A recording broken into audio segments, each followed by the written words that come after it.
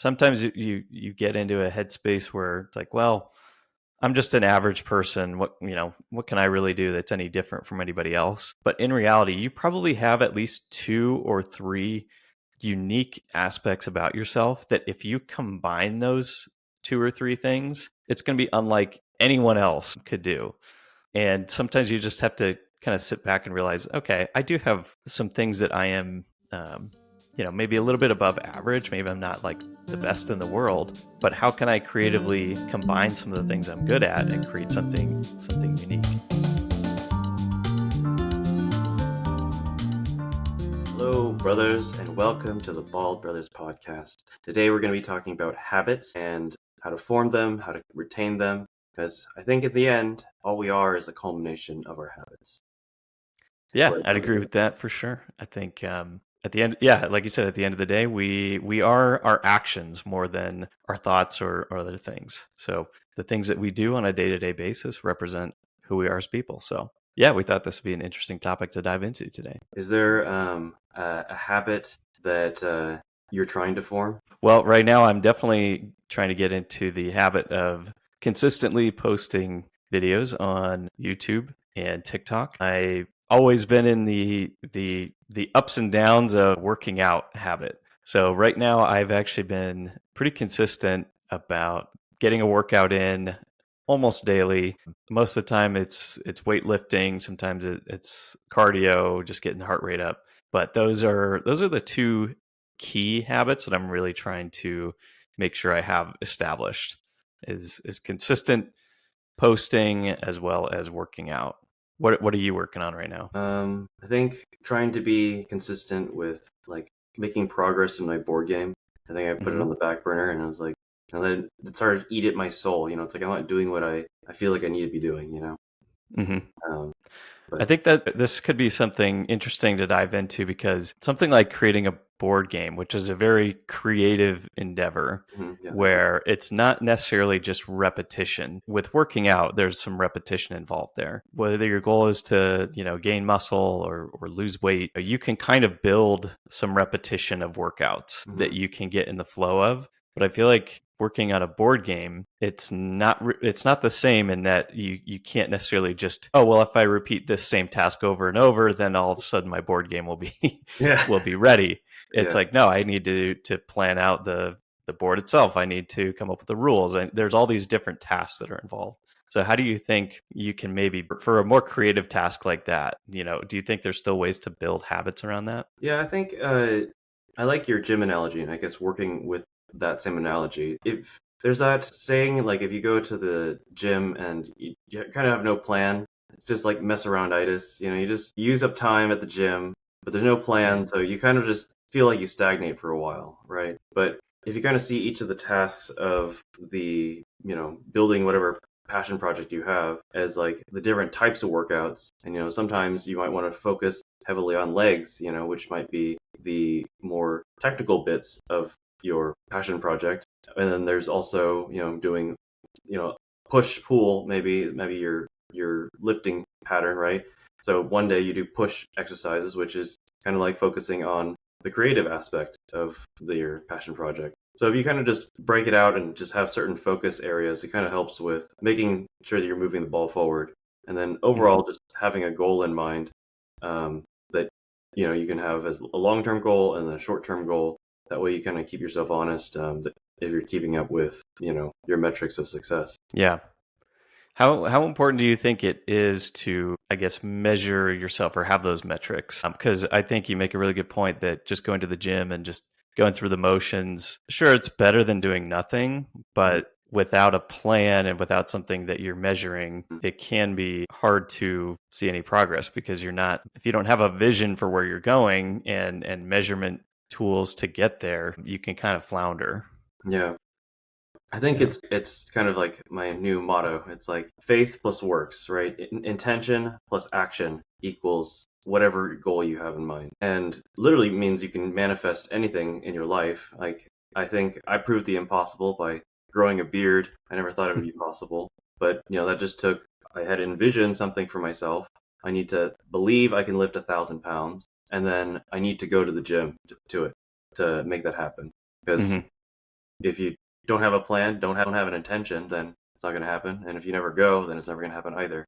You just Yeah. kind of have to dance that balance. But Yeah, yeah, we kind of talked about this before, but the importance of um, having that long term goal in mind that is your sort of mountaintop that you're working towards, yeah, but then instilling the daily habits that keep you consistently working towards that. And then being able to feel good, feel accomplished when you have done those daily habits, when you've accomplished those things. Because if you have a big lofty goal and it can feel like it's way off in the distance, it's easy to get demotivated versus like having built out a plan. And again, I like the idea of having something you can measure, or at least something that you're tracking on a daily, if not weekly basis, yeah. in order to feel like you're that daily or weekly task is when it's being done, Mhm. you're feeling accomplished by doing so. Yeah, that's a good point. Like, have you thought about how to stay motivated during the first couple days? Because it's always like the first 2, 3 days that, it takes before you actually feel like, this is starting to stick as a habit. Yeah. Well, I think the science is always a little bit different on like how long it takes for a habit to stick. I think I've heard like 21 days or a month, but sometimes those, yeah, even the early stages, I feel like I have a friend who would go through phases where he'd be like, "Oh, I'm gonna get in shape, and yeah, now's the time when I'm gonna do it." And Oh, so okay. so rather than like saying, "Okay, this is a long term goal in mind that's going to take weeks, if not months, if not years, to get to where I want to be," you try to cram all that into like a week. So instead of just saying, you know what, I'm trying to lose weight right now, I'm going to go on half a mile walk every day, and I'll do that for a few months, and then maybe I'll work my way up to a mile walk. No, it would be like, I'm going to go on a 10-mile run every day. Yeah, Saitama exercise. Yeah. And so he'd immediately get burned out and then lose all motivation. And so there's sort of a balance to be struck. Like it's I think in the beginning stages it's easy to be like get all excited about this new goal that you have. And the key is figuring out a way to stick with it in a way that you can continue to feel motivated without immediately hitting that burnout stage. Because there's that joke where everybody, everyone who's like a regular at a gym, they know that January is going to just be a total mess because everybody set their New Year's resolutions, and so the first week of January it's just going to be jam packed with people who have set their New Year's resolution goals, and they're planning to get in shape. This is the year they're going to do it. Yeah. And then a week, 2 weeks later, maybe definitely after a month, the gym has kind of gone back to how it normally is, where there's the same regulars who are always there. So finding that balance between getting excited about a new goal is great, but you need to figure out a way to make it sustainable as well. I'm curious if you have any experience where you kind of got it the same thing. Did you get like super excited about something and then immediately do too much and then lose Oh yeah, motivation? all the Yeah. time. It's always with running. It's like Hmm. same thing. It's like, oh, I'm just gonna try to run 3 miles, 4 miles. Nope, nope, I don't like it Yeah. anymore. Yeah. Yeah. Um, I mean, we do have to train our bodies to get to we're capable of doing so much, hmm. but sometimes we have to figure out the plan to get there. Yeah, What? there's a book I really enjoy called Atomic Habits by James Clear, who talks a lot about these small habits to help you achieve your goals. Rather, there's so many things that are easy to do and easy not to do. And I use this analogy a lot, but like brushing your teeth, it's Mhm. a really easy thing to do each night and each morning. It takes you a couple of minutes. And if you forget to do it once, not a big deal. Your teeth are going to be fine. But if you don't do it for months and years, then you're going to lose your teeth. It's also really easy to do. It's easy to do, easy not to do. And so many things in our life are easy to do or easy not to do. Like it probably would be pretty easy to go for a half a mile walk or jog each day. It's just, it might take you 20 minutes, 30 minutes the process of like getting ready, going for the walk, coming back home. At most it's going to take you 30 minutes out of your day. But that's also really it's an easy thing to skip. And sometimes we fall into that trap of, well, I skipped yesterday, so I may as well skip today too. Yeah. And one thing he talks about in the book a lot is don't punish yourself like that. Because a lot of times when we're working towards something and we're building these habits, Mhm. some days we do miss because it is easy to not do this thing. And on those days that you miss, it's really important to not say, I missed this thing I was supposed to do today. I guess I screwed up my entire goal, so Hmm. I may as well not even continue. No, just go next day, just go right back into it. Just like nothing happened. You know what? You missed a day, big deal. Just get right back into it and keep going. So what about the other way around? Do you find you have something that you've been able to consistently stick with in terms of a habit? I think exercise has always been an easier one for me. I think I'm at the point where I've had it part of my life for so long that it almost feels weird without it. And then it feels Yeah, do you feel guilty if you don't work out on a regular basis? I think I used to feel really guilty, and I'm trying Yeah. to, remove myself of having that guilt because I think sometimes the guilt just adds more negativity in your life. So then it's just like, why am I doing that? I just need to hop back on the train. But it's Yeah. harder for other habits that aren't as, well ingrained in me. Hmm. Do you have an example? Yeah, like starting up my passion projects, right? It's something that it's harder to do because I've never allowed myself to be in a place to accept being able to have that habit at all. And then being able to exercise that is like, well, it's like brand new muscles. It's like I haven't exercised this part of me in a long time or, ever in this capacity. So Hmm. finally allowing myself to do it has been, pretty liberating. Yeah. Yeah. Yeah. Do you find that certain habits are easier to get to stick than others, and why do you think that is? Are some things just more enjoyable, or do you think some things are just more like innately natural to us? Yeah, I mean, I used to love playing video games. Like, I don't know, Hmm. I used to play a lot, and now it's like it's hard for me to play, and I don't know what it is about that. It's like I know it's going to be awesome. I know it's going to, be a good time. So why am I not dipping into that, right? I think Hmm. don't we all deserve, to have a good time, but I don't know. Yeah, I so think, so it used would you consider your playing of video games when you were a kid, mm. would you consider that to have been a habit? Oh yeah, for Um, sure. I think it was a okay. habit and well reinforced habit too. I So think there's so like, what do you think killed that habit? Because that in some people may consider that to be a bad habit. And I feel like those are like the hardest to quit. yeah, Because you're doing it because you get like a dopamine hit, you're getting some pleasure out of it, and you create this sort of like cycle of wanting to get that dopamine hit. And what do you think killed that habit for you? Again, some people may consider that to be a bad habit, sure. and I think that could be something people are probably interested in kicking their bad habits. Yeah. So. No, I think that's exactly it. I think somewhere subconsciously I have labeled it as like a bad habit, something that isn't, productive, right?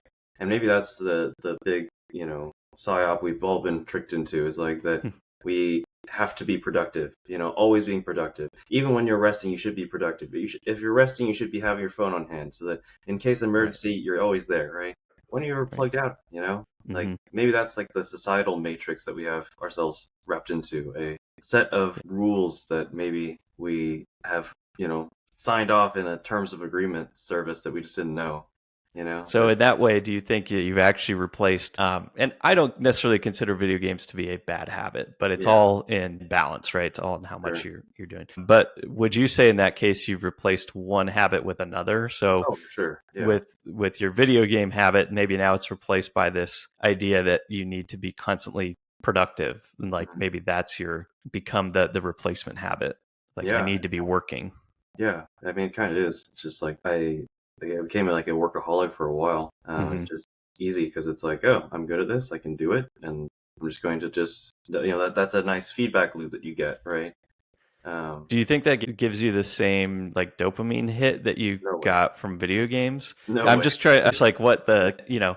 because I think for a lot of people who are trying to kick a bad habit, like let's say smoking cigarettes, they might switch to um, like a nicotine toothpick or something, because Sure. it's like something they could like put in their mouth and they get like the nicotine from it, so they still get kind of like a little bit of that dopamine hit. It's a replacement for the bad habit with something similar, Sure. and it feels like you've kind of replaced that habit with something maybe not so similar. Yeah. I think, once I kind of set my mind to some new goal, I will literally just march towards it. It's just hard for me to start. Like the very first day is the hardest, and then after that, it gets like I don't know. I just pick up a cadence really quickly. But yeah, I think definitely. Like I think I've definitely given up on something that I think is productive in a different sense. Like it helps stimulate like the more creative side of my mind, um, versus just always focusing on, logical, logical, logical. And I think you need that balance because if you don't, then you start to burn out.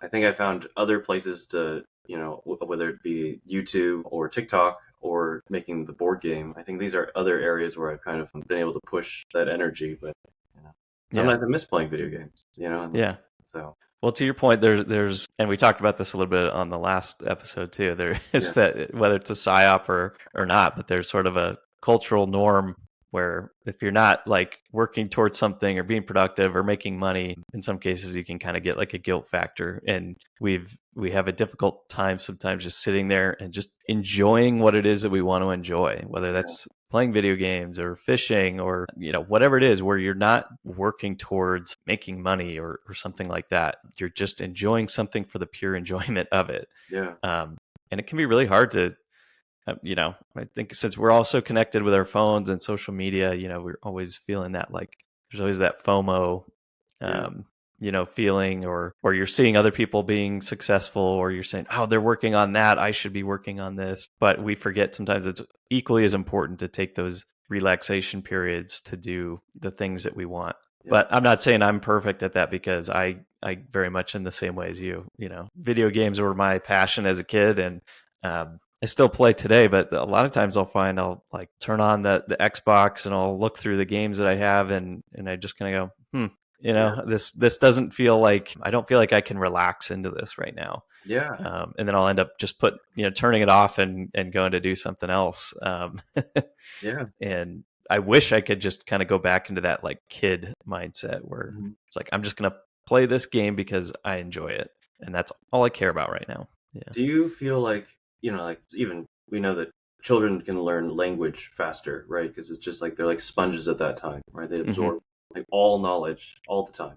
Do you think by having a more like childlike, curiosity, that it would make learning things better because it's easier to develop the habit because you just want to be curious about that thing? Oh, for sure. Everyone always says, "Oh, kids' brains are like sponges, right? They're absorbing everything." And what do they say? Around like age 25 is kind of when your brain has kind of finished most of its development. So maybe there's just some, physical limitations just in terms of your mind that makes it a little bit harder as you get older to Mhm. want to have that curiosity, because your brain has kind of finished most of its developmental stages. But I think that makes it that much more important to stay curious Mhm. and continue learning.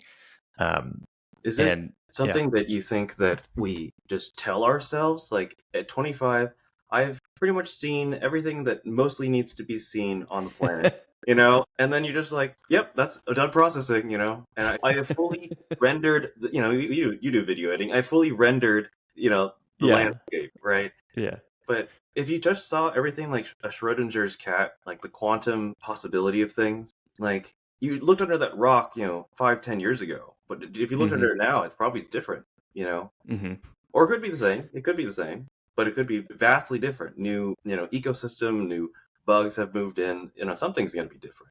Yeah. So I have had that thought for sure. I've just kind of gotten to the point where I'm like, well, I think I've kind of, I think I get it. I've seen enough. I haven't seen everything, but maybe that's a natural thing for humans to do at some point, in their lives. But um, then for me, that's why and this is another habit I need to get back into. yeah. I used to like to read a lot, Oh, and that's where a lot of my kind of like curiosity and like the learning and continuing to expand and evolve and get new perspectives. I feel like I used to get a lot from that, and I would read fiction and nonfiction. And I feel like where I've grown the most is from reading. I mean, books like Atomic Habits, I think, is a good example. I do enjoy books like that. I know some people are like self-help books. They all kind of say the same things.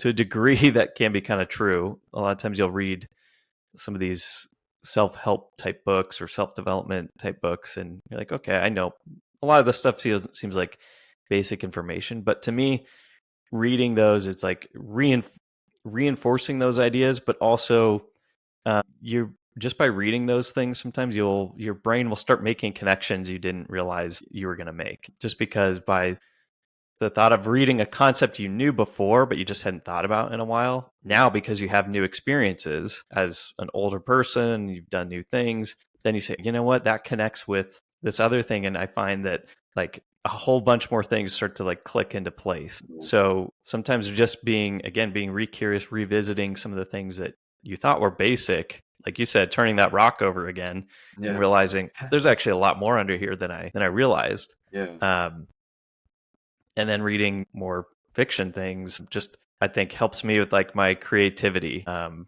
just like, this was just kind of pulled out of thin air, and that's really cool and inspiring in a different way. And so yeah, that's a habit I really want to get back into more of. Did you find that are you a big reader yourself? Do you? I like to read, but I'm like so slow at it. So I think I enjoy like thinking more. So sometimes I'll just sit out like and just feel the breeze, and then I just start to have like my own ideas just pop up in my head, and it's like, oh, and I start to explore that, and it's like, oh, maybe maybe look into that one. Would you call that meditating, or It's is it? definitely, yeah, it's definitely a more meditative state. Like, like if whether you believe in Christianity or not, I was raised Catholic, went to the Buddhist side, but it's like in the beginning there was nothing, and then there was light, right? And if God created man in his own image, right, then that means we too have the power of creation in some capacity. Maybe at a smaller capacity, but at the same capacity, right? And Adam and the sun look kind of the same, with it just zoomed out at different scales. But, for humans, it's like, we get to, like, literally, if you allow yourself to not have all these inputs all the time, right, then you can finally have nothingness and then output things. I think that's where, like, the board game came out. It's like literally got downloaded into my head. Like, I was just sitting there, and then all of a sudden, it's like this whole universe, like, just got poured right into my head. It's like, okay, I know what I need to do now. I see the whole vision. I just need to like start building it, but it's like, you're trying to like remember the recipe. Yeah. I think it's a really healthy way to like kind of just understand yourself too. Like what do you actually believe in? What is just a talking point that you heard versus what is like something that like if I would die on a cross for this. Yeah. Meditating is actually, that's another habit I would like to start developing too. I've heard a lot of like benefits from doing that. Yeah. But it's interesting that for you, I feel like you're just kind of there by sitting, quietly by yourself and just allowing your thoughts to kind of go where they will is kind of what brings those different connections to you. And for me, I kind of need to hear that or read it from another source, and then my brain can start making connections. So I think that's important for each of us as individuals to kind of recognize like, okay, what do I need to do to kind of get into this mode that I want to be in? It could be different for each of us. Yeah. I feel like we both kind of come to similar conclusions, and it seems like we're kind of in lockstep with a lot of ideas, but it's like we both came at it at different methods, right? You probably read it kind of triggered an epiphany within you, and it's like, okay, I get that now. Yeah, exactly. For me, it's like I probably just pick up on all these social cues everywhere. You're whether you realize it or not, you're picking up on processing all of this information, and it's probably just in there within me. It's probably some conversation I might have heard here and there, and it just gets pieced together that way. I wanted to dive back into something we sort of touched on earlier, which is your actions and your habits kind of define who you are as a person. And I think that's an important thing to remember. For me, sometimes just because of like thoughts I have, I'll be like, oh, I'm not as good at something, or I'm lacking in something in some area. But I have to remember that those are just thoughts, and thoughts are not the same thing as action. And for everyone who's not you, they can only judge you for what they see you do, right? They don't know what you're thinking. They only see what you're doing. And so if you have positive habits that you've built where you're taking positive action, you're working towards good things, that's what people are seeing. Even if you have self-doubt or negative thoughts, the world is going to see you as a culmination of your actions. And I think that's been something that's really powerful for me to remember. I'm not always perfect at remembering that. And I wanted to know if you get in the same way, like does sometimes just your thoughts sort of like get you down about things, and then you kind of have to remind yourself, well, no, I'm doing all of these things, and those are good things. Yeah. Do you fight that battle as well? I think it's like this self-defeating headspace that you get into. But I think it kind of goes back to our favorite book, Show Your Work. Being able to just see how far you've come, just because you did a small action, and try to remind yourself of how much impact, and ultimately it just comes down to time. How much time does it really take you to do this to make, meaningful progress forward? Another kind of way to do that too is start turning those actions into thoughts, and by that I mean, so let's go back to the working out example, since that's an easy one. If you wanted to build the habit of working out every day because you wanted to gain a certain amount of muscle or lose a certain amount of weight, then the thought that you start telling yourself is, I am the type of person who never misses a workout. Mm-hmm. So rather than, it's basically like creating an identity for yourself through your actions that you want to take. And so if you want to be this person who others see as, wow, Galen never misses a workout every day, he's in the gym or doing, or running or doing something, that's because of that mindset that you've created, that I'm the type of person who never misses a workout. Mm-hmm. And then in doing so, those actions will then show the world and your friend group and your family, oh yeah, okay, so that's true. Galen never misses a workout, and that can be applied to whatever it is that you're working towards. For me, it's like, I'm a content creator. That's the mindset that I want. What does a content creator do? Well, consistently post videos and other content for me to try to help others achieve their goals and get over self-consciousness and things like that. I think there's I think his name's Neil Goodard. It might be manifestation woo-woo to some people, but it's the idea that every version of you exists out there. We're starting to learn in quantum theory that, you have past, present, and futures all technically existing simultaneously. It's just that we, in our feeble minds, can only understand time in a linear sense, right? Mm-hmm. And I think that if you think of the ideal version of yourself and what's the stopping you from like where you are today and the ideal version of yourself is just the habits that how would the ideal version of yourself act is the set of habits you should have, and the moment you achieve all of those habits, you are now your ideal self. Mm-hmm.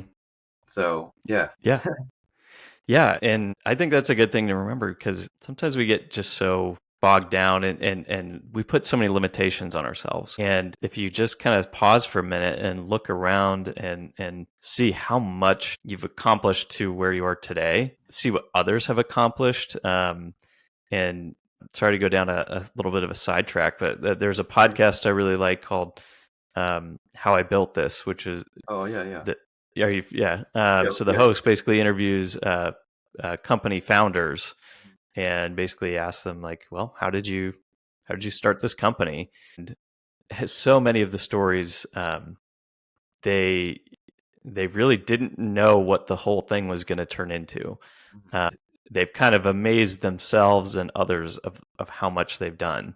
A lot of them come from humble backgrounds and beginnings. They didn't have a ton of money or any kind of special knowledge, but they they put these things together and created something truly amazing that now we look at some of these businesses and go, that's crazy. It's so big. How could one individual be responsible for that? Those are cool, inspiring stories to just be like, okay, yeah. So, I came from, maybe you came from a similar background, or, you grew up without money or privilege or anything like that. But there are so many who came from similar backgrounds who have just been able to do so much. And this kind of reminds me of another concept that I really like, where you as an individual, you are unique in that you bring perspective to any situation that no one else can bring. And sometimes you get into a headspace where it's like, well, I'm just an average person. What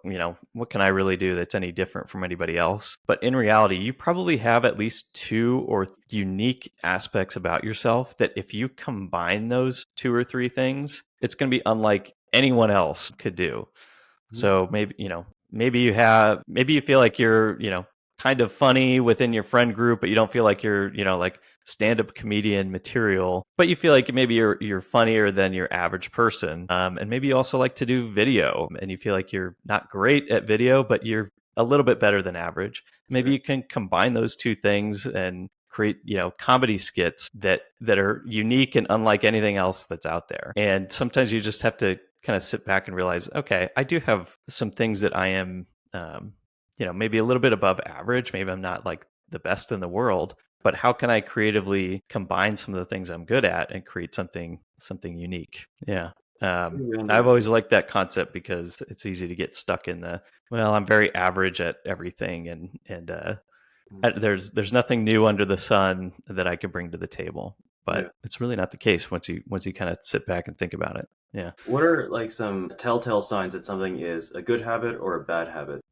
Boy, that's a great question. It could be, I mean, there's like the things that might be obvious, like, again, smoking cigarettes. I think most people would consider that like a bad habit. It's got some pretty obvious health detriments. Then there's things like working as a habit that could be good in that it's productive and earns you money and income, but it can get to a point where you become a workaholic and that impacts your relationships and other things that you want to get done in your life. Yeah. Finding a balance with your habits is important. I think when you're kind of going down the endeavor of creating a new habit, I think you have to learn how to set those boundaries, which we've talked about before as well. Like, okay, if I want to work on this project and I want to put a lot of effort into it, I need to be setting boundaries. Does that mean that I'm going to have less time for my family for a short amount of time? And if so, is that okay? And having that conversation with the ones that this is going to impact and say, this is really important to me. I need to spend this time doing this, which means I don't have as much time to do. So I think a habit can turn into an unhealthy one or a bad habit. But if you set the expectations and the boundaries, then I don't think it always has to be that way. But that was just kind of off the cuff there. So I'll turn the question back on you. Do you have like thoughts on what makes a habit good versus bad? I think it's always just towing the line of balance and kind of working out what you had said. If a habit becomes obsessive, right, then that's not good, right? That means you have essentially this habit is become too ingrained within you. But if the habit it's loosey-goosey, whether you actually do it or not, then the habit hasn't stuck either. So I think a habit is good so long as it stays in you do it at a cadence that works for you and it doesn't become obsessive or if so long as it still suits you, it's not something that you are loosey-goosey on. Mm-hmm. But I think in general, most things, well, maybe not. I was going to say most things that you have as habits are, tend to be things that you would think is good for you, but no, I don't think that's true. Well, the obvious one right now is like doom scrolling and social media. Yeah, it's a tough one. That's turned into a habit for so many people. Like, well, whether I have 5 minutes or an hour, it's so easy to just like pull your phone out of your pocket and just scroll for however long. Yeah. Well, what's the cost of that? Like, what's the true cost of a bad habit like doom scrolling or smoking or, eating a bunch of junk food? And I think that's one of the ways to eliminate bad habits is to sit there and think about what is this costing me actually? Yeah. Because a lot of times we don't think about that. We just instinctively grab the phone and start scrolling because we have a little bit of free time or for whatever reason. And we don't stop and think, what is this actually costing me? And so you're not putting any sort of immediate negativity on it yourself. You're just going for that dopamine hit. And so I think, how important do you think it is to like recognize that? Like, I think instinctively we know, I mean, I'm guilty of doom scrolling every now and then. Yeah. And I know it's bad, but at the time, I'm not necessarily thinking like, oh, this is really bad that I'm doing this. Do you think that initial recognition, I guess it has to occur, right? For us to actually address the bad habit. Yeah. Unless you get really lucky and you just somehow forget about it altogether. But I think that's where it becomes a bad habit, where it becomes obsessive rather than habitual. And there's definitely a line there. I have a friend who had in his opinion, his social media addiction was very, very unhealthy to the point where it was impacting, work and relationships and things and so what he started doing was downloading some of those restrictive apps and settings onto his phone. So, like on YouTube, when he opens up YouTube, it doesn't just give him all the recommended videos that you normally get when you open up the app, which are immediately, you're instinctively like, oh, yep, I want to watch that. And you click on it. So if when he opens up the YouTube app, he actually has to search for what he wants. So it doesn't just feed him something that it thinks that he'll want to watch, and Yeah. so it's easy for him to click on. He has to be very intentional when he's going into YouTube because he needs to look up how to do something, a how-to video or something like that, and won't get distracted by, um, just the For You feed that pops up. Yeah. And he's got other apps that filter other social media websites and apps as well. So there are tools out there that can help you with some of these more just straight up negative habits that we know are bad, that we know are impacting us negatively. But sometimes even just recognizing that you have that bad habit is the hardest part. Yeah. What? Do you have any habits that you felt like maybe video games was one where at one point you didn't look at that as a bad habit, Yeah. and then at some point along the way it became a bad habit? That, Do and you that, think that was a conscious thought that like at one point it just shifted from good to mhm. I think it was insidious, right? You just start to replace it with other things, right? And you get praise or validation for doing this other habit, whether it be, going to the gym, working, building something, doing favors. It would be anything. And then because you have that, you know, reward cycle going on for that other thing, it starts to be like, oh, well, I wasn't getting good feedback when I was playing video games. Either someone would be upset or I wasn't available or something, and then you start creating a negative cycle on, the habit that you may have wanted to keep. mm-hmm.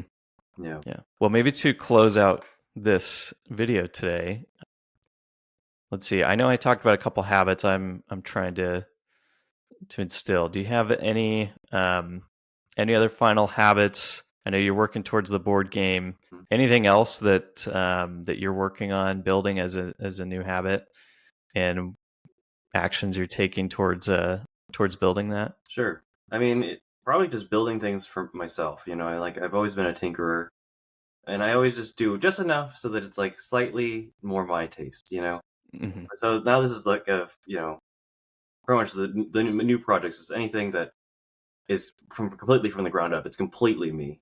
So whether it be the board game, I actually, have other card games that I'm actually thinking about making too. So I actually pulled the trigger on buying all the prototype stuff, and Cool. I'll just be doodling away trying to figure out how to make that one work. So Nice. yeah, how about yourself? I like it. For me, this is a relationship habit that I want to build with my wife. So I want to be better about coming up with just new things for us to do on a regular basis. Yeah.